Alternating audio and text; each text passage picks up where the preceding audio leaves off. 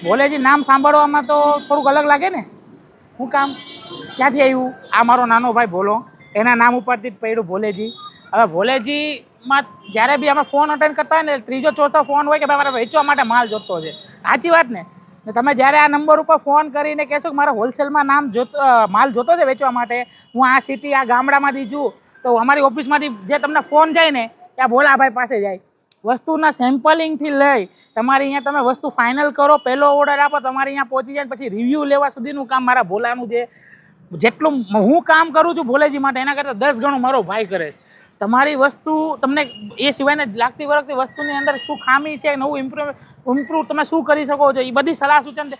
સલાહ ખોટી કોઈને આ નથી આપતો. આની ખાસિયત છે. આ જેટલા પાર્સલ મારી પાસે છે આમાં રિટેલના બી છે ને અમુક સેમ્પલિંગમાં છે. તમારા જેવા મિત્રો જે જોવે છે વિડીયો, એમને પોતાની નાની દુકાન છે, એક દુકાન છે કે 10 આઉટલેટ છે, નાના છે કે મોટા છે, સિટીમાં કરો છો કે ગામડામાં, અગર વેરાયટી વધારવી છે તમારી દુકાનમાં, અમારી પાસે વેરાયટી છે. પહોંચી જાઓ ભોલેજી નમકીનમાં. ના આવી શકો તો ઓનલાઈન ઓર્ડરથી ભાઈ અપાય કે નહીં અપાય? તો પછી તો ઓર્ડર આપો અને વેરાયટી વધારો. મળ્યા બીજા વિડીયોમાં.